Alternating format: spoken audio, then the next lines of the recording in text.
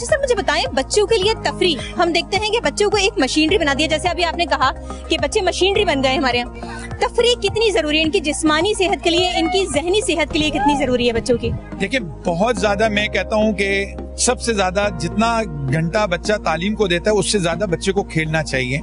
बच्चे को प्ले करवाना चाहिए, उसको स्पोर्ट्स के ग्राउंड फैसिलिटेट करने चाहिए, पार्क्स देने चाहिए। लेकिन एक बड़ा अलमिया है हमारे शहर का भी, हमारे मुल्क का भी, कि जो बच्चों की तफरी जगह है या तो हमने वहां पर टिकट्स लगा दिए हैं, ठीक है, या हमने उनको तिजारती या कमर्शियल बेसिस के ऊपर यूज कर लिया है, और जो जगह बच गई हैं उनके ऊपर कब्जा माफिया ने जो है वो कब्जा कर लिया है। तो इस वजह से बच्चों को कराची जैसे जो शहर है उसके अंदर, यानी कि जो पसमानदा इलाके हैं वहाँ पे ना पार्क्स हैं ना ग्राउंड हैं, बच्चे जब गली मोहल्ले के अंदर खेलते हैं तो वो जो लोग होते हैं वो बड़े तंग होते हैं, एरिया के लोग बड़े तंग होते हैं, कुछ ज़ईफुल उम्र लोग होते हैं जो घरों के अंदर रहते हैं, कुछ बीमार होते हैं, जिसकी वजह से बच्चों को खुलकर अपनी सलाहियतों को उजागर करने का मौका फराहम नहीं होता। फिर दूसरी सबसे बड़ी बात है कि जो एक दौड़ पैदा हो गई है ग्रेड्स की,